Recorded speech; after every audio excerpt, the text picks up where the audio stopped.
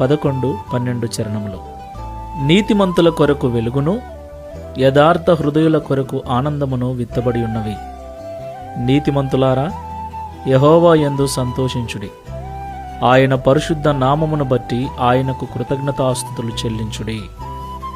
Amen. నా ప్రియమైన సహోదరి సహోదరులారా, సాధారణంగా మనము దేవుడు ఏదైనా మేలు చేసిన తర్వాత దేవునికి స్తుతులు చెల్లిస్తూ ఉంటాం, కృతజ్ఞతలు చెల్లిస్తూ ఉంటాం. అయితే నీతిమంతులైన వారికి ఈ లోకంలో బాధలు, ఇబ్బందులు ఎక్కువే.